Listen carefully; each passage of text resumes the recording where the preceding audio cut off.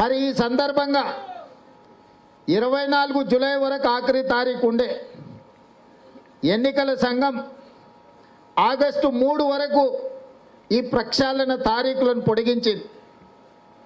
August 3 వరకు కార్యక్రమం ఉంటే ఇప్పటి వరకు నా దగ్గర లెక్క ఉంది, ఇది చూస్తే కొంత ఆందోళనకరంగా ఉన్నది. దీన్ని మన అందరం ఒక అవగాహన చేసుకొని మండలాల వారీగా నియోజకవర్గం వారీగా ఉన్న ఓట్లు ఇప్పటి వరకు ప్రక్షాళనలో నమోదు చేసుకున్న వాళ్ళ ఓట్లు చేసుకోకుండా మిగిలిపోయిన వాటి వివరాలను ఈరోజు మేము ముందల పెట్టదలుచుకున్నా.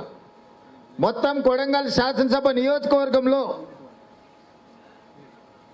నాకు తెలుసు మొత్తం కొడంగల్ శాసనసభ నియోజకవర్గంలో 2,51,255 ఓట్లు ఉన్నాయి మన నియోజకవర్గంలో. ఇప్పటి వరకు ప్రక్షాళనలో తిరిగి నమోదు చేసుకొని అర్హత పొందిన వాళ్ళు 1,96,620 ఓట్లు ఇప్పటి వరకు ప్రక్షాళన జరిగినాయి.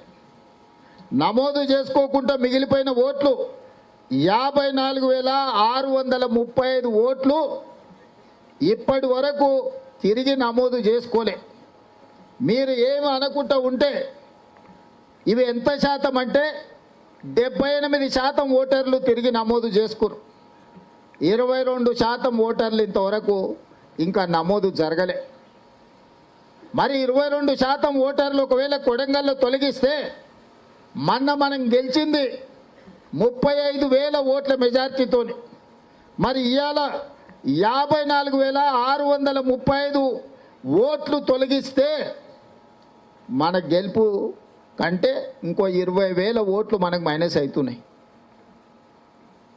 55,000 ఓట్లు దాదాపుగా తొలగి ఈరోజు ఇంకా లెక్కలకు రాలే.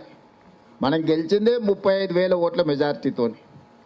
మరి 55,000 ఓట్లను ఆ ఓటర్లందరినీ తిరిగి వాళ్ళ వివరాలు చూపించి వాళ్ళని తిరిగి నమోదు చేయించాల్సిన బాధ్యత ఇక్కడున్న బిఎల్ఏల మీద ఉన్నదా లేదా మీరు ఒక్కసారి ఆలోచన చేయండి. ఎన్నికల ప్రధాన అధికారి విధానం ప్రకారం ఎన్నికల కమిషన్ అండర్లో ప్రభుత్వ పరంగా బిఎల్ఓలు పనిచేస్తారు. రాజకీయ పార్టీల నుంచి బిఎల్ఏలు పనిచేస్తారు, బూత్ లెవెల్ ఏజెంట్.